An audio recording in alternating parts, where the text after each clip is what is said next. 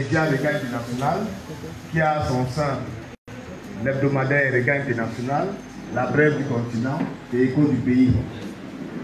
En fait, si nous sommes ici aujourd'hui, c'est pour honorer un homme. Celui-là qui s'est démarqué parmi les hommes de Dieu, dit des églises réveillées du Cameroun. Nous suivons le concerné depuis près de 9 ans. Ça fait en sorte que nous sommes pratiquement connus au sein du groupe.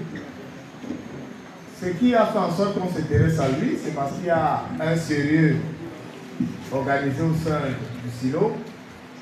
La sensibilisation qui est faite régulièrement est dans un sens de regrouper les Camerounais à promouvoir la paix, et cela ne peut que nous réjouir, nous les leaders d'opinion. Alors, pour qu'on arrive à ces résultats, nous avons procédé à une enquête avec 5 nominés, dont 5 pasteurs. Des questionnaires, pratiquement 5000 questionnaires, avec les dons de différents pasteurs. Sur ces questionnaires, nous avons des questions que nous avons remis à un public cible particulier, y compris vous-même. Parmi vous, certains ont reçu nos questionnaires et ils ont rempli d'une manière très discrète, et nous avons donc fait le document, ça fait juste 2 semaines. Et c'est donc à la suite de ce document qu'il en ressort que votre guide spirituel a gagné la dite compétition qui est censée être donnée, le prix est censé être donné à ceux qui se débattent dans notre société. Vous savez, aujourd'hui, l'église réveillée est pratiquement mal vue à cause des mentalités rétrogrades de certains compatriotes qui estiment qu'il faut manipuler les consciences lorsqu'ils ont une personne ou bien des personnes devant eux qui sont atteints d'une faiblesse morale. Alors, au silo, c'est différent. Le dialogue, le langage qui est mené au silo est un langage différent. Le guide spirituel, Apôtre Yokam, a toujours eu à avoir des propos très favorables vis-à-vis de notre chef de l'État, en sensibilisant les Camerounais à ne pas se jeter dans la déstabilisation. Et ça prouve que c'est un homme qui sait où il veut, c'est un patriote, et nous voulons ce genre d'homme de Dieu. Alors, je ne vais pas monopoliser la parole ici, je ne suis pas homme politique. Il était question de vous faire savoir pourquoi et comment il a pu obtenir ces prix de distinction. Donc, je vais donc lire la teneur de ce prix.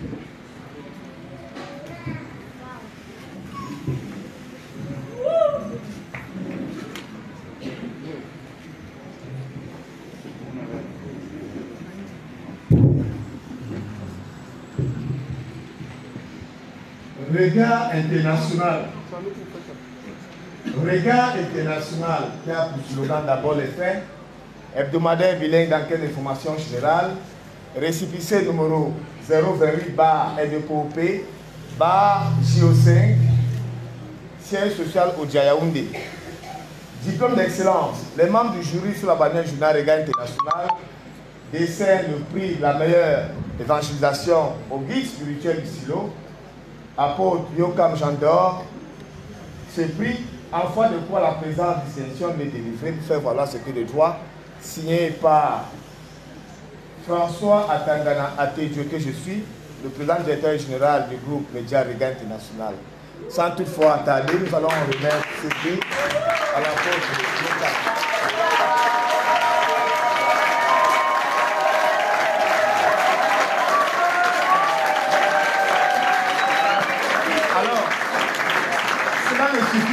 Nous avons un deuxième prix, c'est un prix spécial de la bonne moralité. Le voici.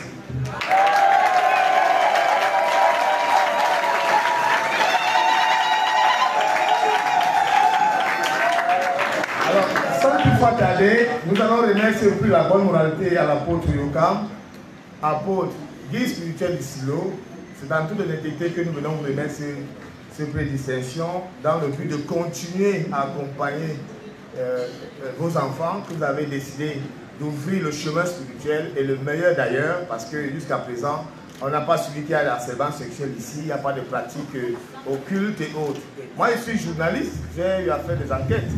Vous nous avez connus, je crois que si Regard International aujourd'hui tend à se multiplier, à coucher d'autres journaux, c'est parce que vous avez mis votre attention dans ce journal quand c'était encore...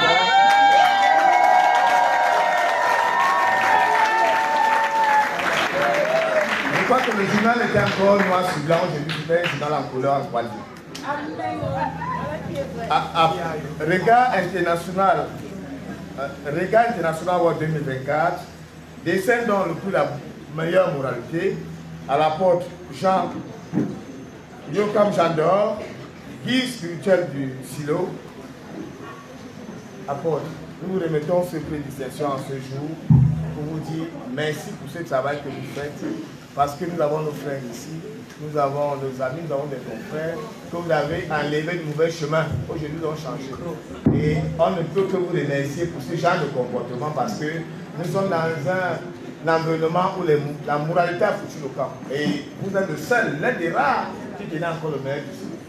Merci beaucoup et félicitations.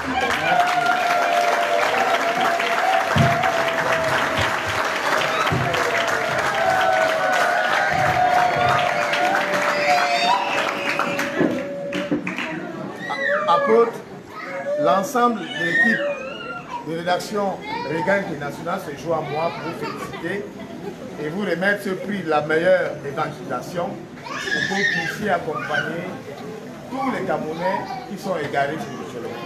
Félicitations.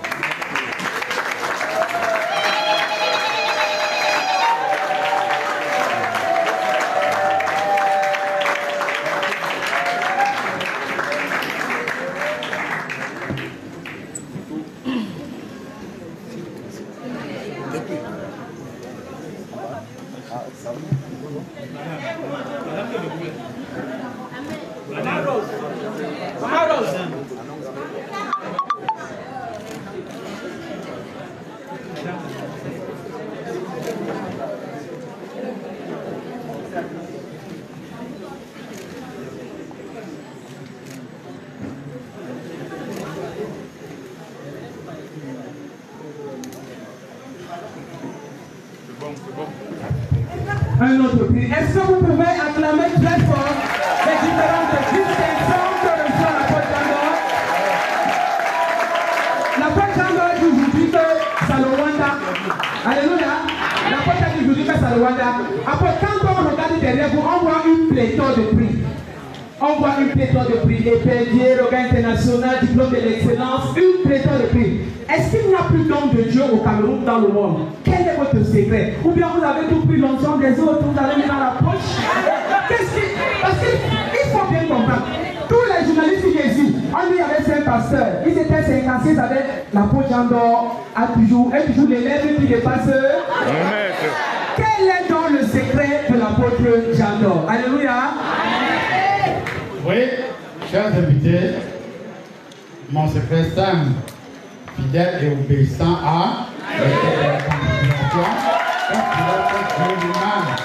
mon secret, c'est que je n'imagine pas si on est la Bible, c'est avec Dieu. Tout ce que je fais, c'est avec Dieu. Et je suis très à l'aise. Et c'est pour ça que, même en matière d'évangélisation, même si ça me Rwanda, je suis incroyable si je le veux.